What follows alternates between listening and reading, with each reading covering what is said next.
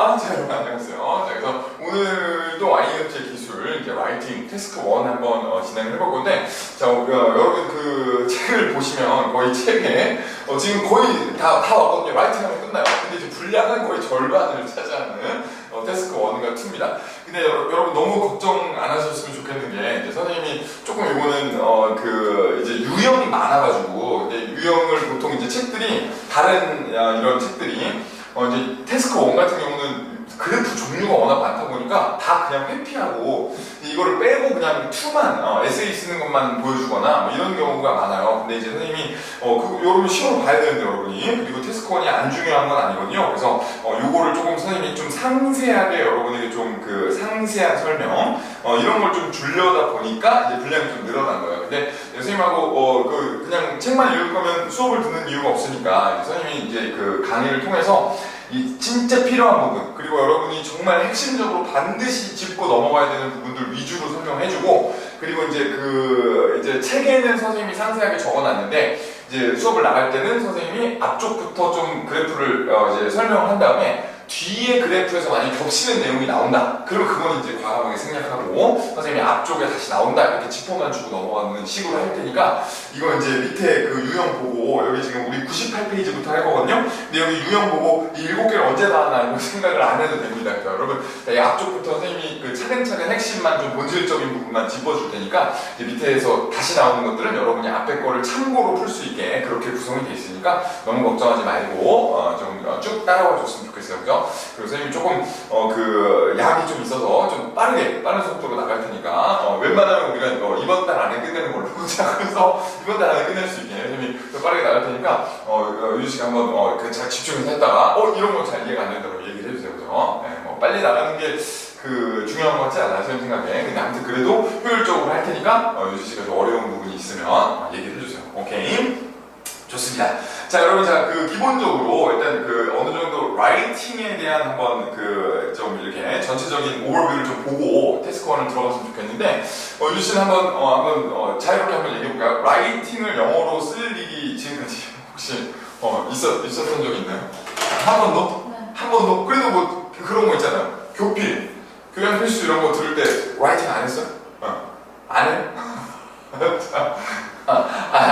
본인이 안 한 거야, 그냥. 본인이 그냥 안 하고 있는데? 아니면 전혀 그런 수업은 수강 신청 안 했어? 아예 애초에 안 했구나. 그럴 수 있죠. 그러면 학창 시절에 라이팅, 영어 라이팅 영어로 다이어리 쓰기 막 이런 거 안 했어요? 전혀 기억이 안 나요. 그래서 여러분이 맞아요. 그리고 이거 유진 씨가 이상한 거 아니에요. 그리고 그 영어 라이팅이라는 게 선생님도 지금 대학원에서 이제 이걸 어떻게 효율적으로 가르치나 뭐 이런 거 공부하고 있는데, 이게 여러분 우리나라에서 아예 알려주진 않는데, 그리고 이게 무슨 거야? 영어는커녕 한국어로도 제대로, 한국어는 혹시 글 쓰는 거 배운 적 있어? 아니요. 여러분들 논술 이런 거 안 하나요? 선생님들은 좀 있었는데, 본고사 안 봐? 그 대학 본고사 이런 거 이과라 더 그러나?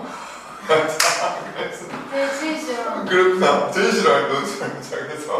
그래서 여러분이 영어는커녕 한국어도 지금 이게 코가 석자다. 장문, 논술, 그리고 뭐 수리 논술 뭐 이런 것들이 여러분 제일 싫어하는 거죠.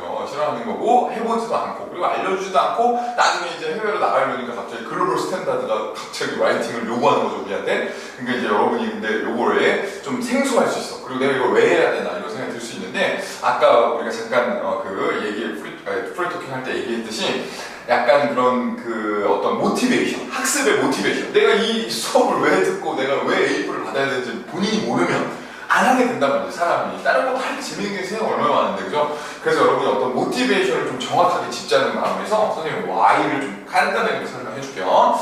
자, 여러분, 라이팅이 왜 우리 IELTS에 나오고, 내가 대학원을 진학하고, 내가 해외 학교를 진학하는데, 이게 왜 중요하냐? 여러분, 자, 학위를 따기 위해서 중요하다. 자, 그래서 여러분, 디그리. 여러분이 학위를 따르러 가는 거잖아요. 여러분 해외 유학 가서 막 그 생활비 포함, 투이션 포함 몇 천만 원씩 쓰고 돌아왔는데 학위가 없다. 이것은 굉장히 혼란스럽다, 그죠? 그래서 이제 여러분이 어떤 투자한 시간과 비용에 비해 우리가 받아오는 것은 학위란 말이에요. 근데 학위라는 게 결국 라이팅으로 입증을 하는 거예요. 여러분 뭐 누구나 각자 그냥 뭐 이 약이 최고다, 뭐 아니면 뭐 이 요법이 최고다, 내가 개발한 이 방법이 최고다 이렇게 얘기하는 건 쉽지만 과학적으로 그걸 증명하는 것은 이런 걸 이제 요식행위라고 해요. 요식행위. 그래서 이제 이 어떤 뭐 필요로 한다, 어떤 그 형식을 필요로 한다는 거예요. 그죠? 그래서 이제 어떤 이 전체 그 글로벌 이 전체적인 선진국이 돌아가는 시스템이 선생님 지난번에도 한번 얘기한 것 같은데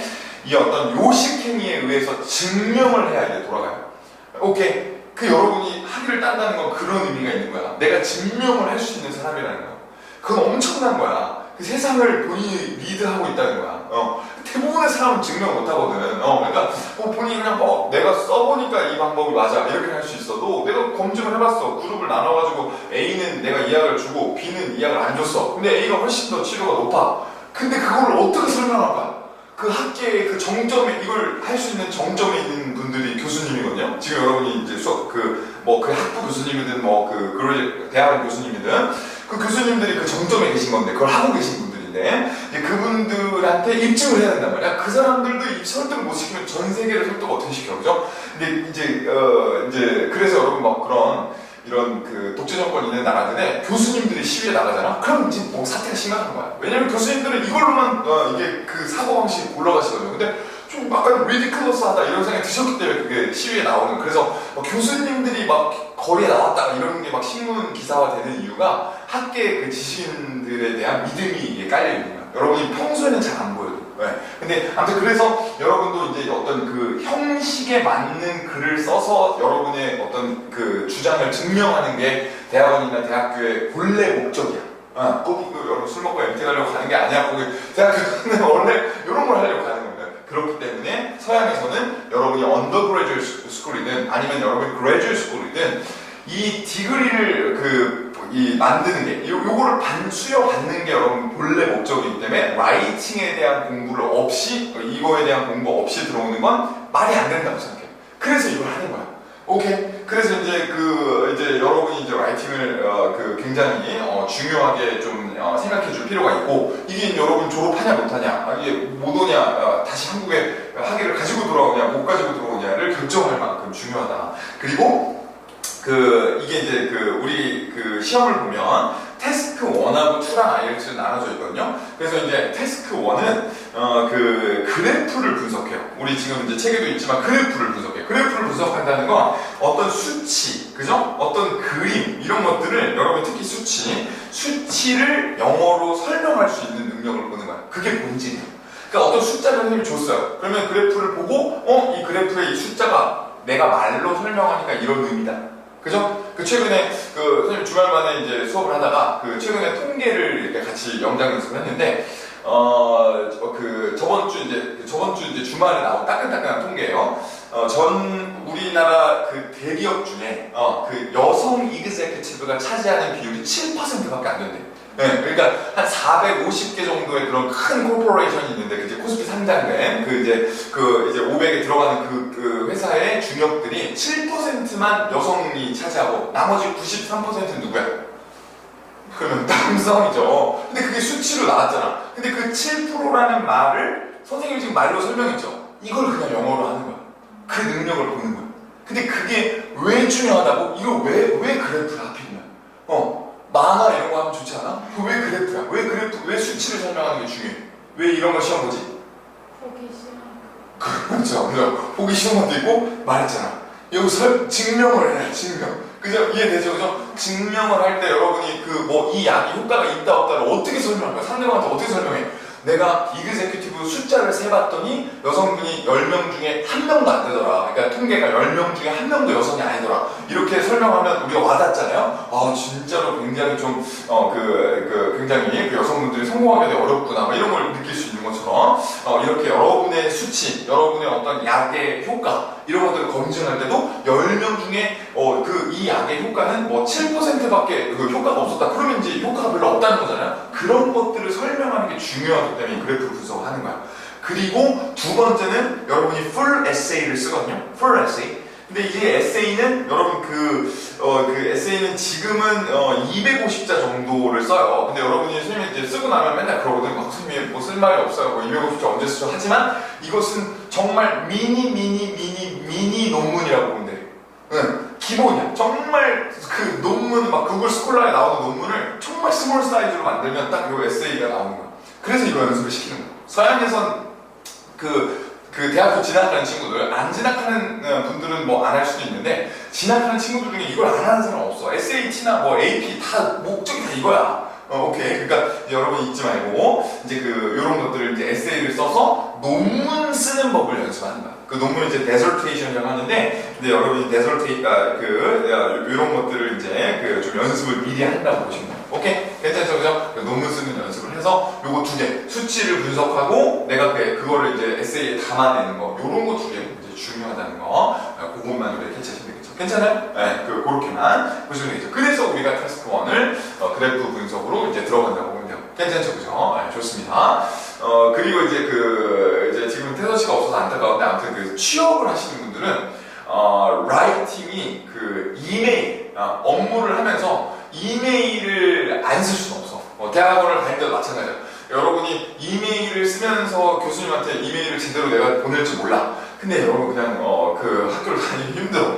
무조건 뭐 교수님한테 여쭤볼 게 생기고, 근데 그거를 다 따라다닐 수 없거든, 말로. 근데 이제 그때 이메일을 포멀하게 형식에 맞춰서 쓰고 커뮤니케이션을 하고 이런 면에서는 굉장히 중요하다. 그래서 실제로 지금 우리는 아카데믹을 하지만 제너럴 모듈이 따로 있거든요, IELTS는. 근데 제너럴 모듈에는 태스크 2에서 에세이 쓰는 건 똑같아요. 근데 1은 이메일이야. 네, 제너럴 모듈. 그래서 이제 그게 이메일 쓰는 방법이 굉장히 중요하다. 이런 맥락으로 이제 보시면 되겠습니다. 괜찮죠? 그죠? 네, 좋습니다. 버릴 거 하나도 없습니다. 자, 그래서 여러분 태스크 1부터 그러면 한번 나가볼게요. 그래프를 그러면 어떻게 써야 되냐? 150자를 내가 이제 쓰는데, 이제 이거 어떻게 써야 되냐? 이런 걸 한번 쭉 한번 볼게요. 자, 먼저 유형부터 보겠습니다. 유형. 자, 태스크 1의 그래프 종류. 자, 그래프 종류라고 했지만, 여러분, 자, 요거는 요렇게 설명을 한번 나눠볼게요. 자, 요렇게. 자, 여기서 1번부터 5번까지가 한 묶음. 네, 요게 이제 수치를 문장으로 바꾸는 연습이에요. 네, 1번부터 5번은. 자, 그리고 이제 밑쪽에 보면 지도랑 흐름도 있는데, 요거는 그림을 주어 동사 문장으로 바꾸는 연습이에요. 그래서 이제 크게 2개입니다. 그래서 이제 여러분이 시험장에 갔을 때 내가 어떤 나에게 떨어질 수 있는 경우의 수가 그래프가 나와서 내가 숫자를 문장으로 바꾸냐, 아니면 내가 그림이 나와서 그림을 보고 문장으로 바꾸냐, 이렇게 우리 경우의 수를 좀 나눠보면 되겠습니다. 근데 딱 유지씨가 보기엔 첫인상은 뭐 원그래프, 막그래프 이런 거 있잖아요. 뭐가 제일 어려워 보이나요? 뭐가 좀 까다로울 것 같아요? 그림 이런 거 지도 어려울 것 같아? 지도 아까 리스닝 때 그대로 그러죠. 아무튼 지도 같은 게 어렵게 느끼는군요. 그죠? 맞아요. 근데 그냥 뭐 다 비슷비슷해요. 어차피 150자를 여러분 150자를 그러니까 최소 150이거든요. 최소 150자를 20분 안에 쓰면 돼요. 그러니까 20분을 딱 끊고 뺏어가진 않아요. 근데 20분 이제 총 60분 동안 태스크 1, 2를 2개를 다 보는 거예요. 근데 이제 이거는 이제 태스크 2가 250자가 40분이기 때문에 여러분이 이거는 태스크 1은 최대한 20분 안에 끝내주는 연습을 해줘야 돼요. 오케이. 그래서 우리 캐치를 해주면 되는데 너무 걱정하지 않아도 되는 게 처음에는 좀 이게 부담될 수 있어. 왜냐면 여러분 안 해봤기 때문이야. 평생 해본 적이 없다. 갑자기 이거 하면서 하려니까 부담스러운 거고. 차근차근 선생님이 알려주는 거의 문장까지 선생님이 다 써주거든? 근데 그러면 라이팅은 특히 선생님이 정말 여러분이 어려워하기 때문에 정말 그냥 갖다가 이렇게 문장을 쓸 수 있게 다 알려줘. 근데 그거를 가져다가 여러분 차근차근 그냥 그래프 보면서 적용만 하면서 쓰면 계속 반복되거든요. 그러니까 처음에 원그래프를 어떻게 쓸지는 어려울 수 있어도 원그래프를 한 번 써보고 2번 써보고 3번 정도 써보면 그때부터는 쉬워. 쓰는 것만 계속 쓰는 거야. 그죠? 그래서 그런 맥락에서 접근하면 되니까 너무 이거 다 똑같아. 이것도 다 그냥 선생님이 알려준 표현들만 암기를 좀 해주면 되겠습니다. 그죠? 네, 그런 맥락에서 캐치하시면 되겠고요. 그리고 이제 여러분 요것만 적어놔요. 이거는 에세이랑 다르게 여러분의 의견을 쓰는 게 아니라 여기 나와 있는 주어진 데이터를 객관적으로 쓰는 거다. 요거만 하나 적어주세요. 여러분 오브젝티브하게 쓰는 겁니다. 오브젝티브하게. 그래서 객관적으로 쓰는 거지 여러분 의견을 쓰는 게 아니다. 이게 전체적인 컨셉이에요. 그래서 여기 주어진 게 그림이든 아니면 수치든 여러분이 그냥 있는 그대로 그냥 문장에 150자를 설명을 해주시면 되겠습니다.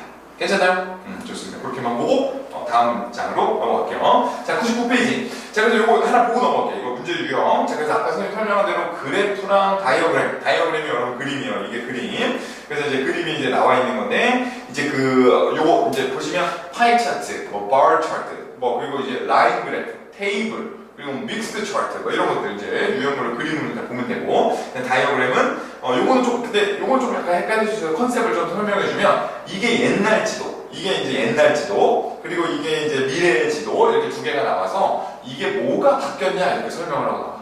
네, 그런 문제가 나와요. 간단히 컨셉이. 그리고 이제 오른쪽에 플로우 차트는 여러분 뭐 그런 거 있죠.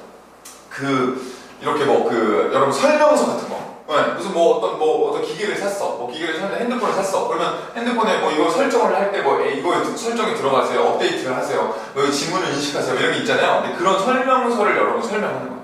오케이. 근데 이제 보통 기출로 나오는 것들이 바나나 칩을 만드는 과정. 네, 이건 굉장히 그래서 아예 문제가 로망이 있어요. 이렇게 좀 이렇게 재밌는 것도 많아. 네, 그래서 이게 바나나 칩 아니면 파인애플을 이렇게 좀 이게 칩 파인애플 칩으로 만드는 과정 이런 것들이 나와요. 그래서 아니면 커피를 만드는 과정 이런 것들 나와서 여러분이 이런 그림을 보면서 되게 재밌게 우리가 좀 써볼 수 있는 그런 문제입니다. 그죠? 선생님 혼자 재밌나? 근데 아무튼 자 여러분은 부담스러우시죠? 다음, 자, 원그래프. 자, 원그래프도 해볼게요, 여러분. 자, 이거는 여러분, 선생님 생각에, 아카데미아에 있는 한 피할 수 없어. 원그래프를 분석을 안 하고, 여러분 살 수는 없어요. 그래서, 그래서 어떤 자꾸 선생님한테, 이런 걸 왜 해야 되냐고 물어보는데, 여러분, 지식인의 운명이에요. 여러분, 자, 그래서, 여러분 그런 얘기 들었어요? 실제로, 지금 인구가 몇 명입니까? 전 세계? 이런 거 알고 살아야지. 지금 몇 명이야? 이 지구상에 지금 지금 클라이밋 체인지로 멸망할 것 같은 이 지구에 몇 명이 살고 있냐고 지금. 60 지금 90년대 60명이 60억이었어. 자, 그래서 여러분 80억이고 80억 인구. 영어로 8 billion. 80억 너무 좀 오래됐어. 자, 8 billion 인구가 살고 있는데 여러분 여러분이 bachelor degree. 그러니까 내가 이제 여러분이 그냥 4년제 대학교 있잖아요. 4년제 대학교만 졸업한 것만 있어도 상위 20%랍니다. 상위 20%. 그죠? 근데 이 상위 20% 안에서 울고 막 그러는 거야. 헤어지고 막 이러면. 아무튼, 자기가 밑에는 인스타에 보면 아프리카 애들 춤춰가지고 어그로 끌고 막 그런 거 보면서 가슴이 찢어져요. 근데 아무튼 이 세상이 이렇게 넓은데 드럼을 가짜로 만들어가지고 애들 치고 좋아요 받고 그러는데 정말 가슴이 정말로 근데 아무튼 댓글도 다 그런 거야. 얘네들이 가진 건 제일 없는데 가장 행복해 보인다. 진짜로. 근데 아무튼 그런 이 20%만 들어도 이제 여러분 20%에 드는 거야. 이 학위만 있어도. 그러니까 이제 얼마나 여러분이 전체 인구에서 상위층에 있는지를 알고 있어야 되죠. 그리고 집 코드가 여기로 태어난 것만 해도. 근데 아무튼 그런 맥락에서 여러분이 지식인에 해당한단 말이죠. 학위가 있다면. 근데 지식인들의 운명이야. 이 숫자를 원그래프를 보고 숫자로 세상을 읽고 내가 이렇게 좀 논리적으로 설명할 수 있는 거는 왜 하냐고 접근하지 말고 내가 지식인이니까 이제 어느 정도 리더의 역할을 해야 된다 이런 맥락에서 좀 이제 봐줬으면 좋겠어요. 그죠? 자, 좋습니다. 원그래프가 왜 중요하냐? 자, 이제 보면 선생님 이거 한번 해줄게. 자, 원그래프는 이렇게 생겼죠. 그죠? 알고 있죠. 그죠? 그러면 유씨가 한번 이거 한번 해석 한번 해볼까? 요 문장만 여기 한 문장만 여기 요 문장만 한번 해석해볼까? 네.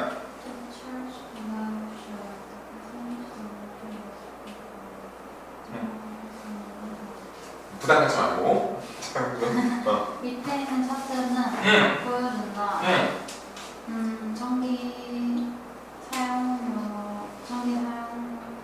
전기가 어떤 다른 목적들에 사용되는 퍼센트를 보여준다. 잘했어. 영국과 호주에서. 영국과 호주에서, 그죠? 너무 잘했어. 이렇게 하는 거야. 영국과 호주에서 전기가 어떤 목적으로 쓰였는지를 비율을 나타내잖아요. 비율이죠, 비율, 그죠? 네, 비율을 나타낸대요. 자, 그럼 여기서 질문. 이제 이거는 선생님이 이제 그래프를 접근하는 법을 지금 배우는 거거든요. 근데 이걸 먼저 읽어야 돼요. 뭔 내용인지 알아야 쓸 거 아니에요. 그리고 밑에는 이 정보를 서머라이즈 하라고 나오는데 이거는 그냥 이렇게 가로로 묶어도 돼. 이거는 어디나 다 나와. 모든 문제에 다 적혀 있는 거예요. 이거는 그냥 선생님이 알려준 대로 하면 되고 밑에 거 안 읽어도 되고 위에 것만 이제 보면 되는데, 아, 전기 사용 목적이구나 봤잖아요. 자, 보세요. 자, 여러분이 어떤 이런 상황을 생각해볼게. 이제 그 회사 다니다 보면 이런 걸 이제 발표를 해야 되는 경우가 많아요. 그래서 뭐 우리 뭐 실적이 어떠냐, 전기를 이제 전자제품을 팔 건데 전기를 보통 사람들이 어디다 쓰냐 뭐 이런 걸 조사를 해오라고 했어. 그럼 여러분이 PPT를 이걸 띄워놓고 부장님한테 설명을 해. 그러면 과연 왜 여러분은 엑셀에서 원그래프를 만들었을까? 그 이유를 한번 설명해 줄 수 있나요? 그럼 왜 원그래프를 쓸까? 어차피 수치를 바꾸는 거거든, 그래프로? 근데 왜, 뭘 보려고 원그래프죠? 전체적인? 전체 중에 얼마나 얼마나 많이 쓰고 안 썼는지 보기 위해. 그렇죠. 근데 그게 뭐야? 그게 뭘 보려는 거야? 그 용어가 뭐야? 아까 나왔잖아. 여기. 비율. 그렇죠. 비율을 보려는 거야. 정답. 비율을 보기 위해서 원그래프를 만든 거야. 그죠? 다른 걸로. 그냥 어차피 여러분이 다 엑셀에 숫자로 적는 거잖아. 숫자로 적은 다음에 그 다음에 이거를 그냥 그래프로 바꾸는데 여러분 선택할 수 있거든요. 그 실제로 엑셀에서 해봐도 좋아요. 이거 숫자를 다 쓴 다음에 7, 3, 35, 55를 쓰고 드래그를 해서 그래프 마법사에 들어가면 고를 수가 있어요. 여러분 자동으로 바꿔줘. 근데 왜 원어민이 이 문제를 낼 때 혹은 실제 리얼 라이프에서 왜 원그래프를 클릭했냐 이거지. 그죠? 뭘 보려고? 비율을 보려고. 그죠? 그리고 그렇다면 여러분이 만약에 정말 이걸 펴놓고 부장님한테 발표를 해. 그랬을 때 제일 중요한 데이터가 뭘까? 여기서 말해야 돼. 많은. 정답. 그거야. 적어주세요. largest proportion. 네, largest. 이게 여러분 핵심입니다. 자, 다시. 자, 왜 원그래프를 이 원어민이 눌렀어요? 비율을 보려고 누른 거야. 그리고 두 번째. 그러면 이 비율 중에서 제일 중요한 거, 제일 먼저 설명할 거, 가장 핵심적인 게 뭐예요? 많은 거. 이렇게 보십니다.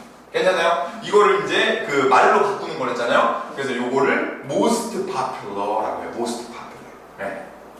괜찮아요? 그래서 전기를 사용하는 가장 유명한 이유 이런 표현들이 여러분 원그래프의 가장 핵심적인 말이에요. 여러분이 이거 이해를 하고 있어야 돼요. 그래서 그래프는 뭐 이렇게 두 개가 나올 때가 가장 많지만 뭐 하나만 나온 경우가 있고 한 세 개나 아니면 뭐 이렇게 짧게 좀 조그맣게 한 4개 이렇게 나올 때도 있거든요. 근데 그렇게 나오더라도 3개가 나오든 2개가 나오든 그게 중요한 게 아니라 여러분이 이걸 왜 바꿨는지를 알아야 내가 그 부분을 설명을 할 거 아니에요. 그죠? 내가 비율에 대한 설명을 많이 쓸 거고 그리고 그 다음에 그 비율 중에 뭐가 제일 유명한지 이런 것들을 의미를 쓸 거 아니에요. 그게 이제 여러분이 핵심인 거죠. 오케이? 그거를 이제 알고 있어야 돼요. 오케이? 그래서 그런 맥락에서 이건 의도를, 그래프의 의도를 캐치를 해줘야 되고 그리고 그리고 이제 요거를 이제 쭉 이제 설명을 해 나가면 되거든요. 근데 그때 여러분이 이제 캐치를 해줄게. 자, 이게 됐잖아요. 그러면 여기는 이제 잉글랜드 수치고 여기는 오스트레일리아 수치고 이건 됐죠? 그럼 이제 써 나갈 거거든요. 150자를. 그럼 어떻게 써야 되냐? 그게 이제 다음 장에 선생님이 정리해놨어.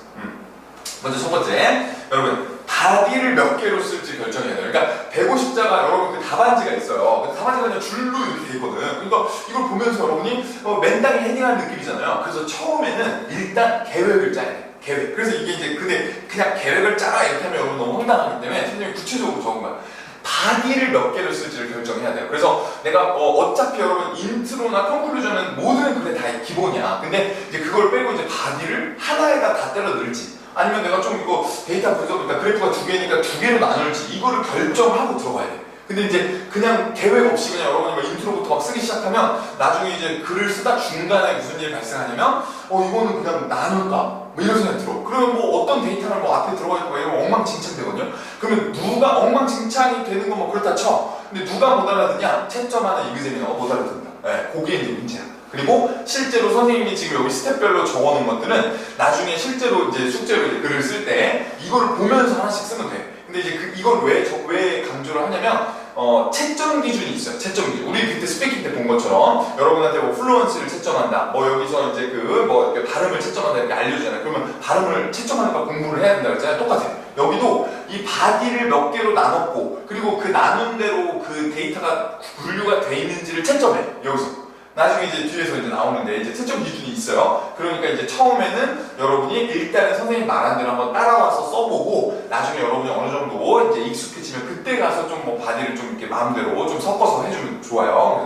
그래서 일단은 바디를 몇 개부터 쓸지를 결정해야 된다. 자, 밑에. 자, 그래서 요거 형광펜 한번 치겠습니다. 자, 이렇게 해주면 돼요.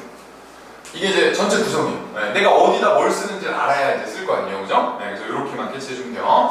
자, 그 태스크 1의 전체 구성. 자, 봅니다. 여러분, 자, 인트로랑 컨클루전은 선생님이 요거는 이제 이렇게 기본으로 이제 약간 그 선생님이 이런 비유를 많이 하는데 햄버거 같은 거, 햄버거. 그래서 이제 빵이야, 빵. 인트로랑 컨클루전을 여러분 덮어주는 거야, 이 글을. 그리고 중간에 이제 바디에 뭐가 들어가냐에 따라서 글이 결정되는 거죠. 그죠? 여기에 새우가 들어가면 새우버거. 그죠? 그래서 여기가 치킨이 들어가면 치킨버거. 그리고 소고기가 들어가면 뭐 소고기버거 이렇게 되는 거죠. 그죠? 네, 자, 그렇게 우리가 보면 되는데 중요한 거는 여기 인트로에 일단 인트로부터 들어가요. 인트로는 태스크 1은 토픽을 먼저 써줘야 돼. 토픽. 그러니까 이게 무슨 자료인지를 써줘야 돼. 그러면 이거 토픽은 아까 우리가 봤지만 아까 봤던 그 토픽 센텐스. 그러니까 문제에 나와 있는 설명 있죠. 문제의 토픽을 그냥 패러프레이징 해주면 돼. 네, 그러니까 아까 우리가 읽었던 거, 유지씨가 읽었던 거, 전체적인 어떤 different purpose가 이제 electricity를 어디다 쓰는지 전체적인 어떤 목적을 보여준다. 그걸 여기다 그냥 쓰는 거야, 한 문장. 이해되죠? 네, 그래서 이제 문제에 나와 있는 이 토픽 센텐스를 여러분의 첫 번째 문장에다 쓴다. 그거 기억해 주면 돼요. 오케이, 이해되죠? 그죠? 여기 나와 있는 거 그냥 패러프레이징 해서 그대로 쓰면 안 되고, 패러프레이징 해서 동의어로 이제 패러프레이징 해서 쓰면 되고. 자, 두 번째. 자, 뒤에 이제 인트로 안에 1-2 오버뷰가 있어요. 오버뷰는 그러면 어떻게 해야 되냐? 오버뷰는, 자, 요거 캐치해 주세요. 자, 여기 적어주세요. 그래프의 인텐션 있죠? 아까 선생님이 물어봤던 왜 굳이 원그래프를 골랐냐? 그게 인텐션이거든요. 이제 아까 뭐라고 그랬죠? 비율을 보려고 골랐고, 그 다음에 비율 중에서도 큰 비율을 보려고 원그래프를 골랐다 그랬죠? 그 인텐션을 설명해주는 데이터를 오버뷰에 쓰는 거예요.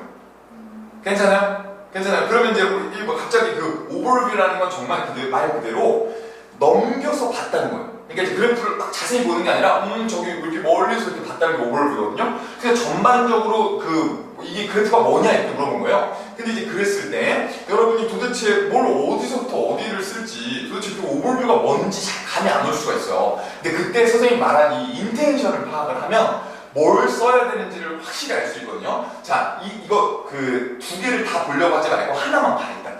자, 잉글랜드만 봤을 때 오버뷰, 그러니까 이 원그래프를 만든 어떤 이유를 충족시키는 데이터가 뭡니까 여기서? 뭐 한 개도 되고 뭐 두 개도 돼. 뭐 상관없어. 제일 많은 게 뭐야? 55%. 이게 오버뷰야. 이게 오버뷰. 그러니까 이제 근데 이제 밑에 그래프가 있으니까 뭐 히팅 룸이 뭐 이게 약간 색깔이 그런데 아무튼 뭐 히팅 룸이라고 해봐요. 그러면 잉글랜드에서는 히팅 룸의 대부분의 엘렉트리시티를 쓰는구나. 이렇게 그 문장 있죠. 방금 선생님 말한 문장 있죠. 그게 바로 여러분의 오버뷰 문장입니다. 오케이? 이해되죠? 그래서 대부분, 근데 이제 여러분 연습할게 숫자는 쓰지 않아요. 네. 그래서 이제 뭐 잠깐 뭐 간단하게 들어가는 건 괜찮은데 약간 뭐 절반 이상의 전기가 뭐 이게 룸을 히팅하는 데 쓰였다. 뭐 이 정도 괜찮아. 근데 디테일하게 뭐 35.3%다 이런 거는 안 써요. 오버뷰에. 그래서 이렇게 하는 거죠. 자, 이렇게 히팅 룸이 가장 주된 목적이다 이렇게 쓰는 거죠. 근데 이제 그거는 이제 기호에 따라서 여러분이 어플라이해서 여기 35%까지 합쳐도 상관없어. 네, 잉글랜드에서 전기를 쓰는 대부분의 목적은 뭐 히팅 룸이거나 아니면 어플라이언스다. 이런 식으로 써주는 거죠. 괜찮나요? 이해되죠? 이제 구체적인 영어 문장은 이제 지금 뒤에서 알려줄게요. 컨셉을 정확히 이해해야 돼요. 오케이? 됐죠? 그리고 나서 오른쪽으로 가요. 오른쪽에 이것도 이제 근데 오버뷰니까 이거 빼먹으면 안 되거든요. 오스트레일리아도 써야 돼요. 그러면 호주에서는 어때요? 어떤 숫자가 제일 커요? 65%. 그럼 65%가 이제 숫자가 너무 조그맣게 나왔는데 아무튼 65%예요. 그럼 65%가 제일 크기 때문에 이제 잉글랜드랑 다르게 오스트레일리아에서는 보통 어플라이언스의 전기를 거의 쓴다. 이렇게 우리가 정리하는 거죠. 괜찮나요? 그 두 문장을 and나 다른 접속사로 합쳐주면 그게 오버뷰 문장이에요. 오케이? 괜찮아요? 네. 괜찮아요? 네, 그렇게 보시면 돼요. 근데 이제 스킬이 없으면, 여러분 자 보세요. 스킬이 없으면 어떻게 되냐면, 오버뷰를 쓰라고 하면 여러분이 뭘 하고 있냐면, 막 얘네들을 이렇게 두 개를 비교하고 있어. 네. 근데 물론 그렇게 비교를 했을 때 맞아 떨어지는 그래프도 있어, 실제로. 근데 이제 여러분이 어떤 그래프가, 뭐 여기는 지금 잉글랜드, 오스트레일리아가 나왔지만, 여기 연도가 나올 때도 있거든요. 여기 2010년, 여기 2020년 이렇게 나올 때도 있어요. 근데 근데 그 상황이 계속 바뀌기 때문에, 여러분이 선생님이 지금 말했던 그 코어, 어떤 핵심 내용을 잘 이해를 못하고 있으면 바뀔 때마다 여러분 이상한 글을 쓰게 된단 말이에요. 그러면 상대방도 잘 이해가 안 돼요. 근데 절대 변하지 않는 핵심은 그래프가 어떻게 나오든 간에 원그래프가 나왔다는 건 가장 큰 비율이 뭐냐? 가장 유명한 항목이 뭐냐, 가장 집중되어 있는 카테고리가 뭐냐, 이걸 물어보는 거다.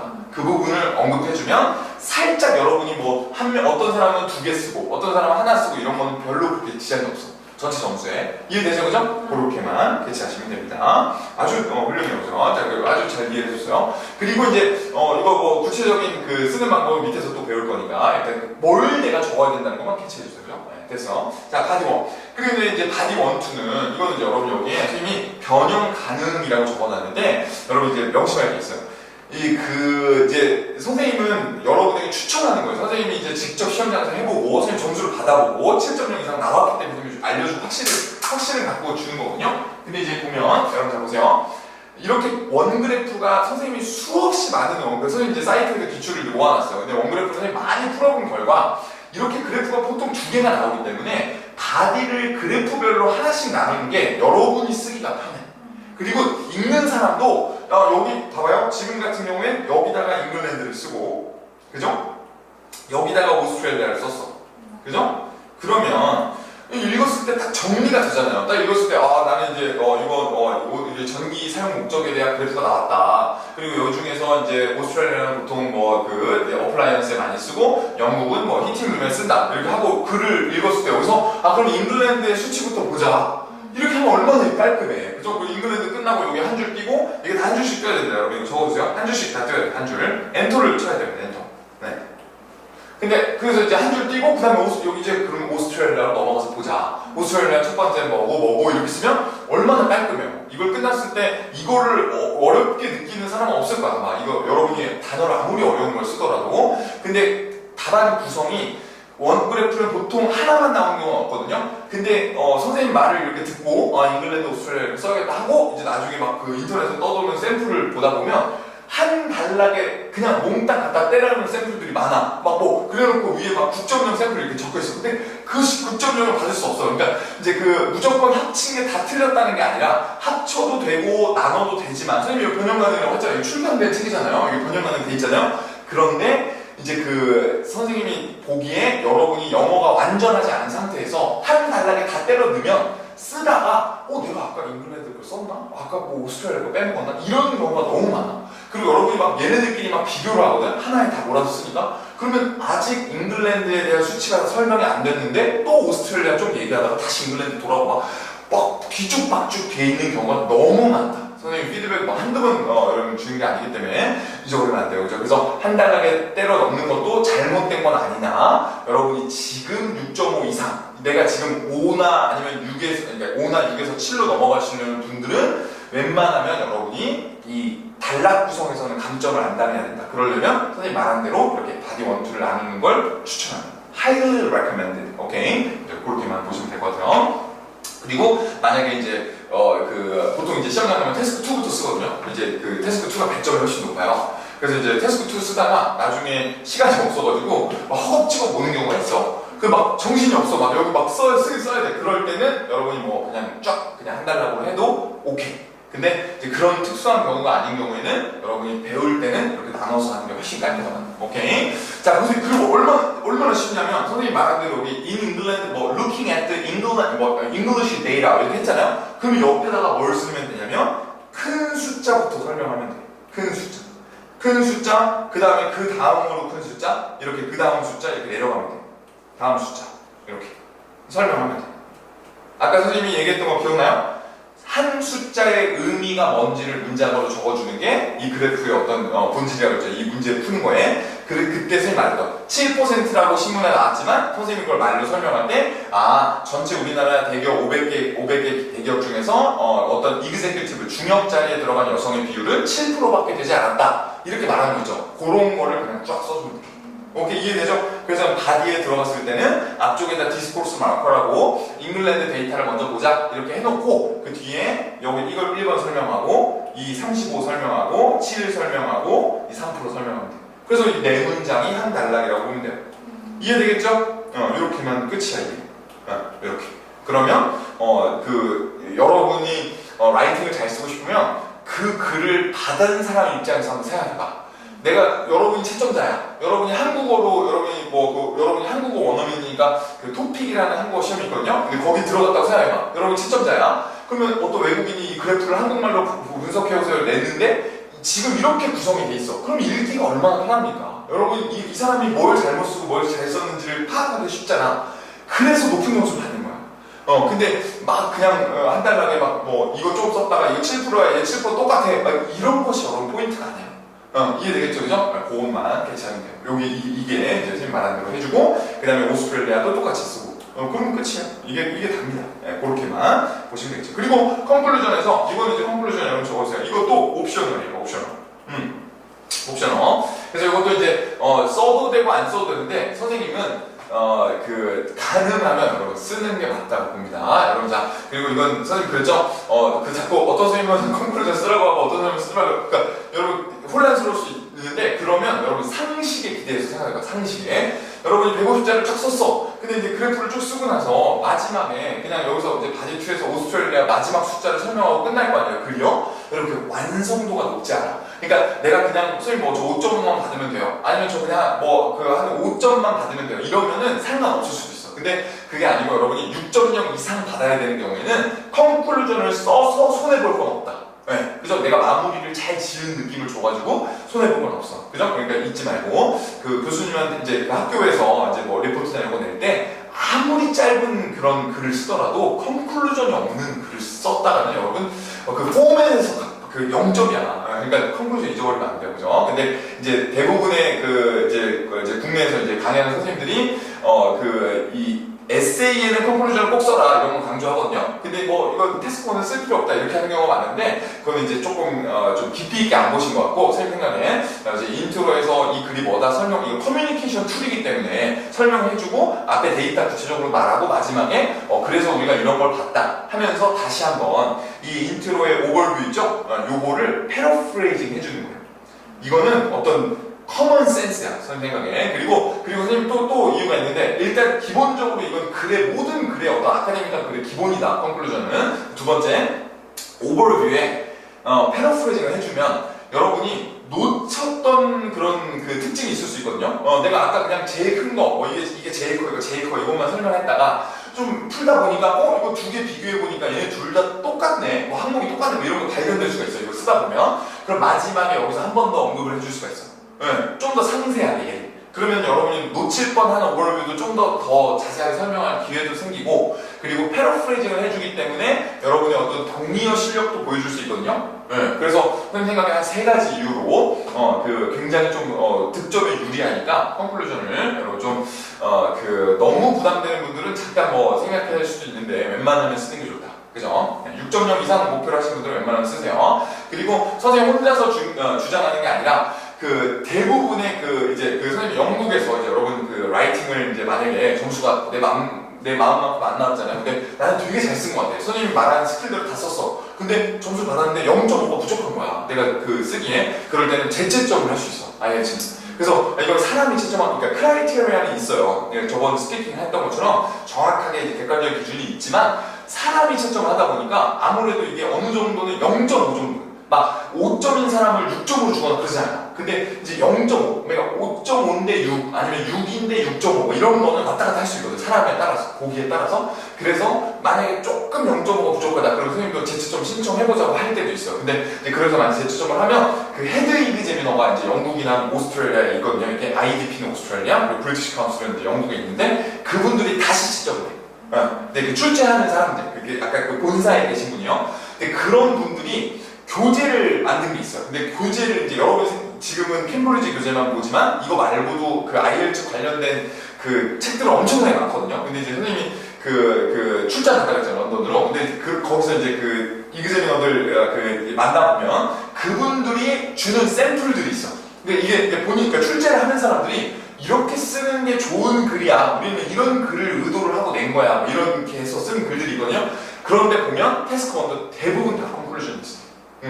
한국에서만 이상하게 누가 말했는지 모르겠지만 아무튼 안 쓰기 시작한 거야. 그러니까 이제 제발 부탁이에요, 그죠? 그래서 요거 컨클루전 쓰는 거. 그래서 선생님 혼자 주장하는 게 아니라 이그제미너들이 본인들이 마더 앤서다 이렇게 보여준 거에 있어서 선생님도 미는 거다. 그것만 캐치하시면 되겠죠. 괜찮아요? 그리고 단락별로 하나씩 뛰는 거는 선생님 좀 미국에서 이제 미국 글들 많이 읽는 분들은 선생님 이거 한 줄 뛰는 뛰는 거 거의 못 봤는데요. 거의 그냥 그 덴트라고 하죠. 덴트가 이제 그 자동차 움푹 파인 거 이런 거 덴트거든요. 근데 뭐 이렇게 그냥 안에 들여쓰기 하면 그냥 되는 거 아니에요? 이렇게 하는 경우가 있어요. 그리고 실제 논문을 보면 안 뛰고 그냥 덴트만 계속 하는 경우도 많거든요. 근데 이제 그 공식적으로는 선생님이 이제 그것도 많이 알아봤는데 한 줄 뛰는 것도 되고 덴트를 하는 것도 돼. 근데 여러분이 이제 채점을 당하는 입장이잖아요, 여러분이. 그러니까 굳이 이그제미너들이 한 줄 뛰는 걸 이제 보통 이제 어떤 관습법처럼 갖고 있어. 커스텀이야.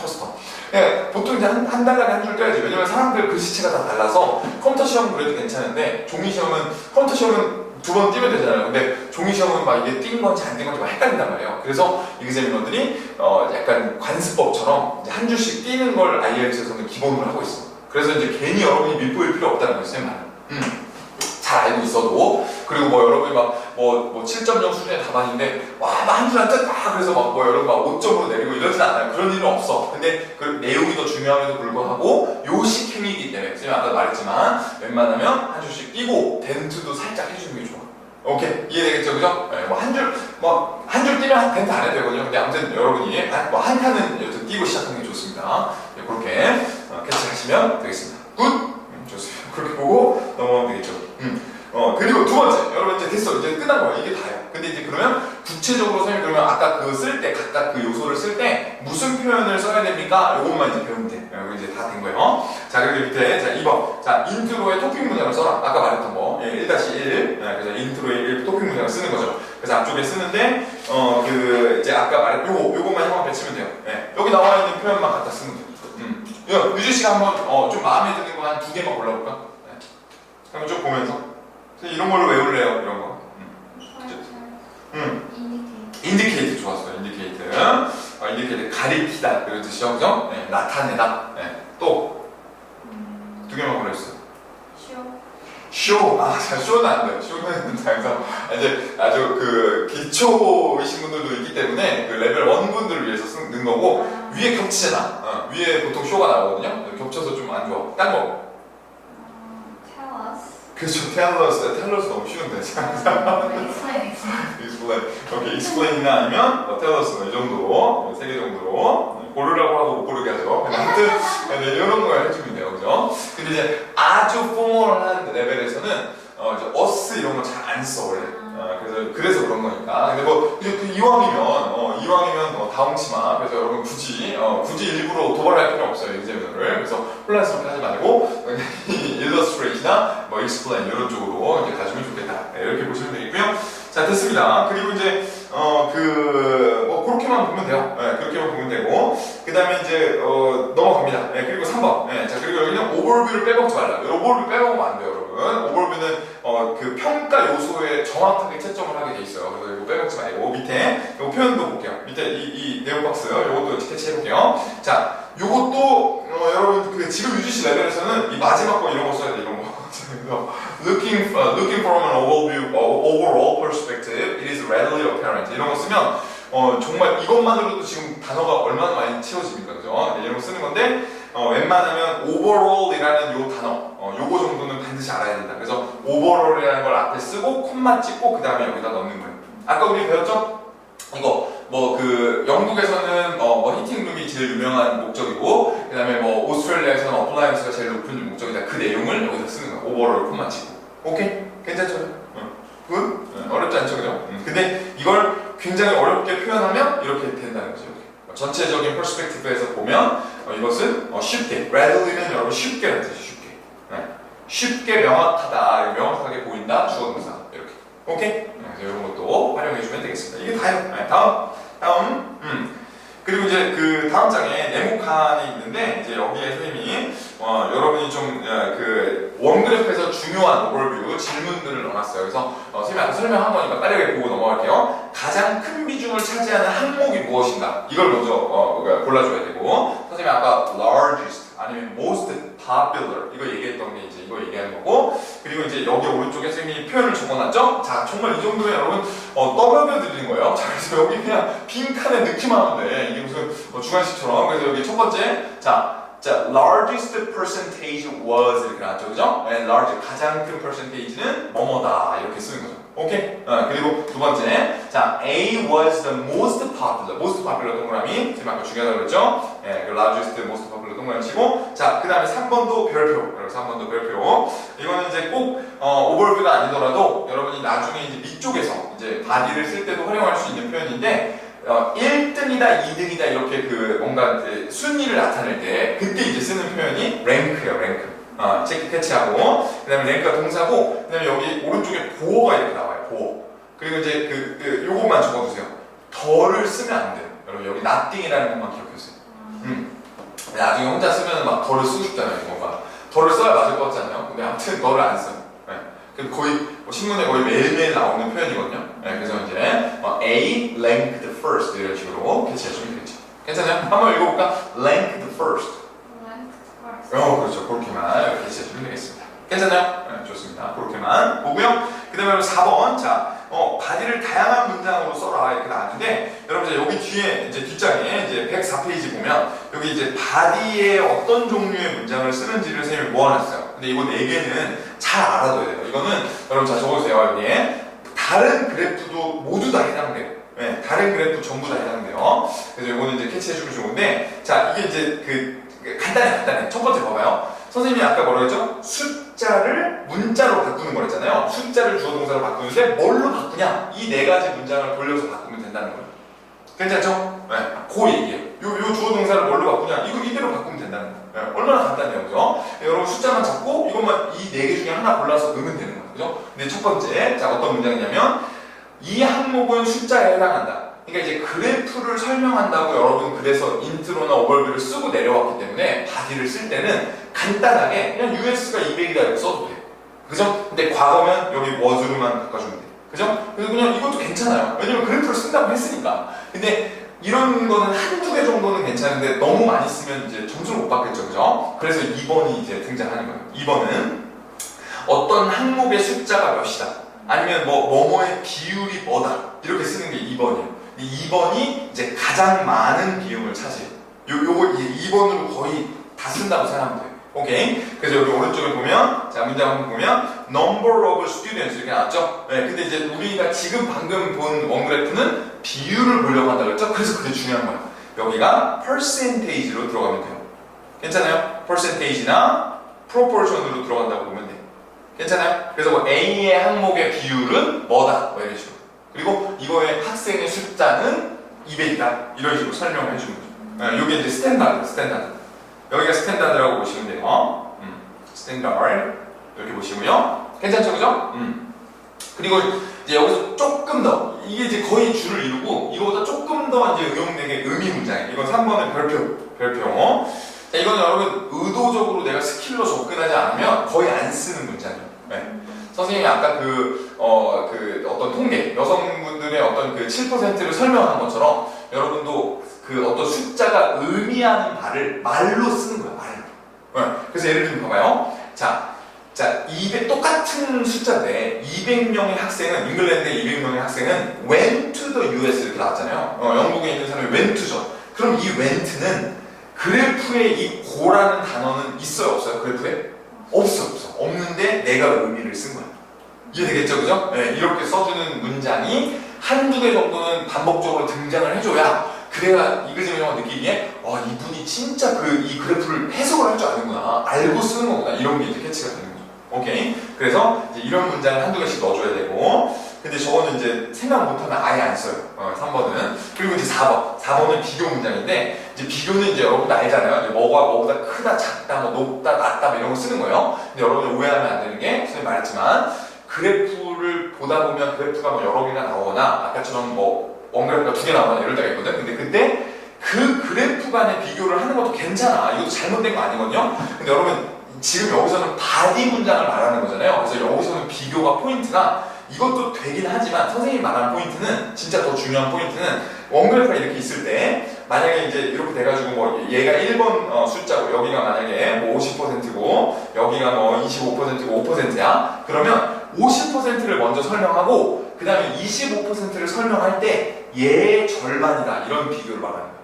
뭔 말인지 알아요? 바디 안에서 쓰는 거니까. 뭔 말인지 알죠? 네, 여러분 그래프 간의 비교를 하는 게 잘못됐다는 게 아니라 여기서 바디를 선생님이 말한 그 형식대로 쓰다 보면 그 바디 하나에 이제 영국만 쓸 거 아니에요? 근데 그럴 때는 비교를 어디다 쓰냐? 여기 50%를 먼저 설명하고 이 50%의 절반이 여기 25%다. 이런 식으로 설명하는 거죠. 그리고 뭐 이제 더 있겠죠. 이렇게 더 있을 때 이제 이런 거를 비교하는 겁니다. 굿? 좋아요. 그렇게만 보시면 되겠습니다. 됐고 그 다음에 그 오른쪽에도 이제 나왔지만 뭐 이런 것들 여러분 larger 동그라미, than 동그라미 이런 것도 많이 써줘야 돼요. than 같은 거 빼먹으면 안 돼요. 그리고 여러분 비교하자고 하면 자꾸 다른 것만 쓰는 경우가 있는데 오른쪽에 similar도 동그라미 쳐보죠. 비슷한 것도 다 비교를 하고 보니까 얘네들이 비슷하다? 그럼 두 개를 같이 써주는 것도 비교의 포인트라고 보시면 돼요. 괜찮아요? 네, 그렇게만 보시면 되겠습니다. 됐습니다. 그리고 밑에 여러분 자 여기 이제 104페이지에 여기 그래프의 특징 문장 쓰는 법이 여기 나와 있거든요. 근데 이게 이제 한번 연결해볼까? 요것만 연결하고 우리가 잠깐만 쉬었다 할 건데 여기 2번, 요거 2번하고 연결해볼게요. 네. 여기가 2번이에요. 2번. 아까 선생님이 proportion 말한 거 있죠? percentage 말한 거. 그 2번을 그 주된 그 문장이라고 했잖아요. 그러니까 이제 이거는 어떤 단어를 써야 되는지를 선생님하고 좀 배워볼 거예요. 그죠? 근데 요거는 시간이 돼서 잠깐 5분만 쉬었다가 테이프 좀 끊고 그 다음에 5분 있다 하겠습니다. 잠깐 쉬었다 할게요.